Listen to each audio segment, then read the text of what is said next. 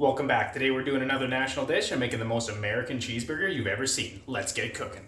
Many people have attempted the humble cheeseburger. Here we see the world's most famous streamer struggling a little bit, then we have some British guy forgetting how to melt cheese, and then there's Steve from Not Another Cooking Show absolutely crushing it. But today we're here to make a burger as American as possible. I asked you what that would include and you didn't disappoint. I used as many suggestions as I could. Some were definitely more challenging than others. But as the greatest comedian in history once said, the best thing to represent America is a big bowl of macaroni and cheese. So let's get some butter melting, add some flour, and make a roux. Dump in some milk, and then it's time to add some cheese. No fancy stuff today, just good old American Velveeta. At this point, you're probably wondering what the I'm doing, but just bear with me for a second.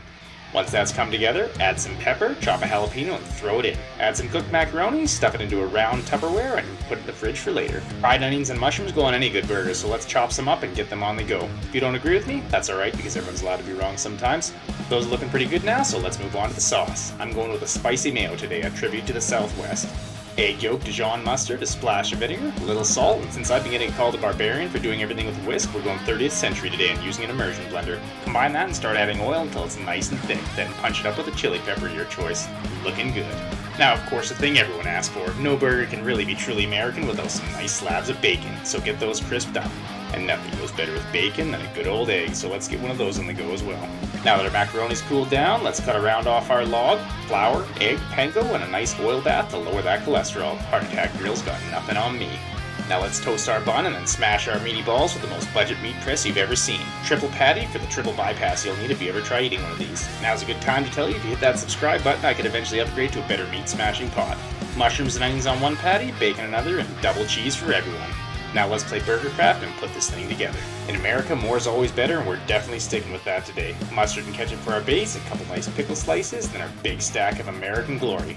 Add the George Carlin fritter, stack up the eggs, some tomatoes, lettuce, and finally our bun on top with the spicy mayo. Now there's only 2 ingredients left to add. Oh, what's that thing you ask?